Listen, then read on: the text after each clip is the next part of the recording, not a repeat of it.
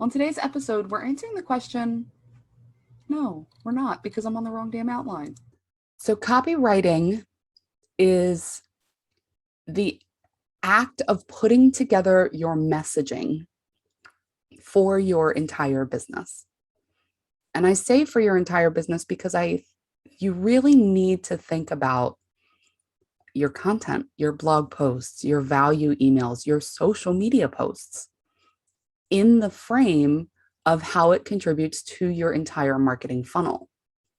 This is not just, I'm going to put a random blog post up. Now, of course, you have your social media posts that are more personal or just a one-off type of thing.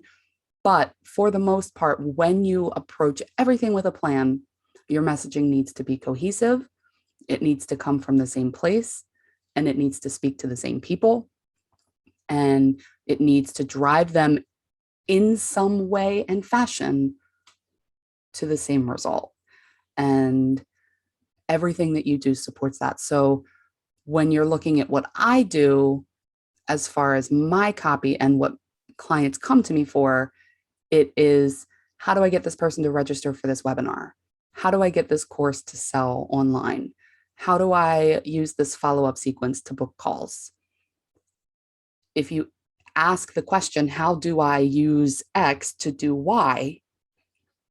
You'll find in there what copy is.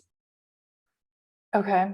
Can anybody write copy, or should I be hiring a copywriter? And I will caveat this by saying, I know how to write copy, but I get all my copy written by Alyson.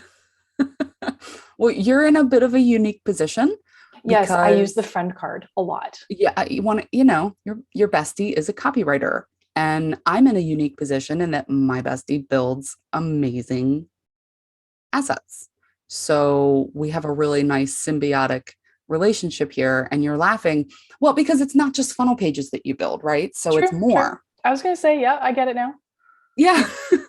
It's more. You build amazing automations, you build strategy, you build list builds, you do all this stuff. So we have a really good symbiotic relationship. If you're not lucky enough to have one of those, then that's where the question, do I do it myself or do I hire it out, comes in. I am of the firm belief that you should know how, whether or not you are in a position or have the desire to hire someone. The reason is, one, what if your writer isn't available and you need to get an email out tomorrow? You need to be able to handle yourself, handle your stuff. Two, you want to know if it's good. And how do you know if it's good if you don't know how to do it? And three, having a copywriter write every single thing you do can be tedious and expensive. And the companies that do that, they typically have a full-time writer on staff, if not more than one. Are you ready to pay the going rate for a good copywriter? It's not cheap. It isn't, but what I like to do is I like to do the stuff that's rapid fire. So emails, blog posts, things of that nature. What I specifically hire Alyson or work with Alyson to do is anything that needs to drive to a sales page or to something that's going to convert or something that's going to having them take action, that's where I want a copywriter. It's just not my forte. Literally, Alyson's hired me to write emails because I actually am pretty good at writing them, and I like it. But I don't write sales copy. Right. And that is really, if you're going to hire someone to write your copy, that's the way to do it. Hire them for the big stuff. And then the nice thing, and I tell all my clients this, once you pay me, you own this.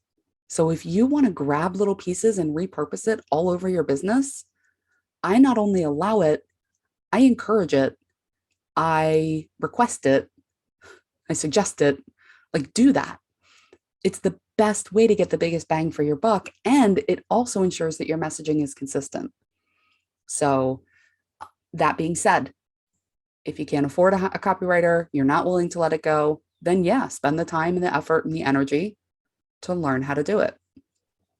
So what is it about the hook? And how do you come up with a good hook?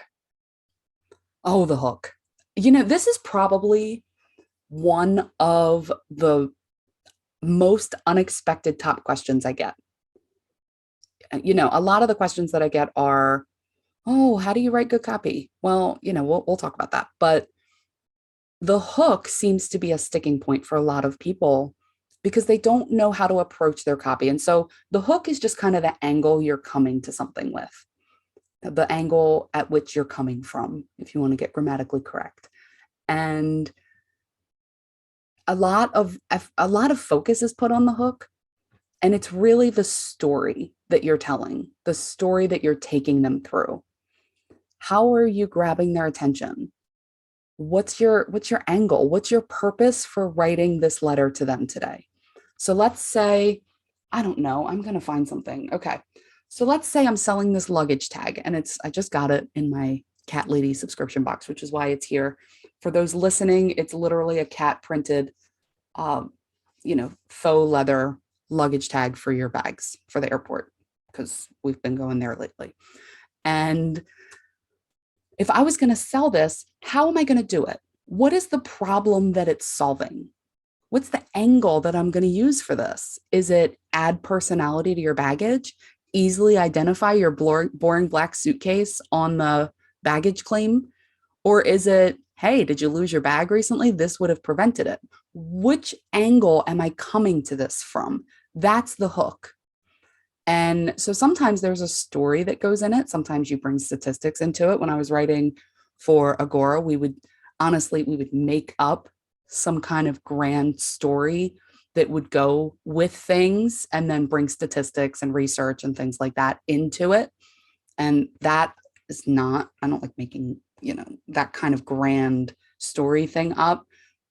But, for a luggage tag, hey, you know what? I was in the airport and I couldn't find my bag. There were 16 identical black suitcases.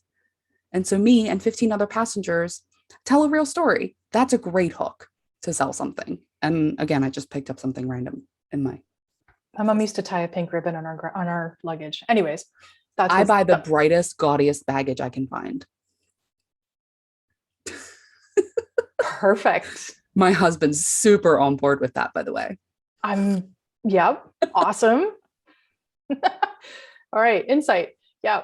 So what do you tell people when they try and write and it ends up just kind of sucking for them? It doesn't really work. How do you make copy suck less? What can people do to make their copy suck less?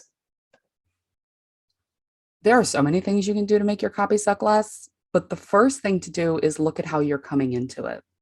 Because a lot of times copy that I've read and reviewed and worked through has been so overwrought. Like I can imagine them sitting there in the middle of the night, just head in hands at the keyboard, hating every second of their life because they have to write this copy. It comes through. And so some of it is mindset, believe it or not. Coming into it, expecting it to suck, expecting the process to be hard and to be awful and to not be fulfilling at all is the surest way to have that come through. So recognize that it doesn't have to be perfect. It just has to be good enough to work. Let yourself off the hook a little bit. We're not trying to hit professional copywriter standards here. If you were going to do that, you would be one or you would hire one. You're trying to just get it to work. You're proving a concept because later, I like to say this, it's the internet. It's not a stone tablet. Things can be changed and updated. So let's say you have a product and you're like, I don't even know if this thing's going to sell. Let me throw a sales page online, send some traffic to it and see what happens. And you make some sales. Great. You've proven the concept. Now it's time to invest in it. Okay.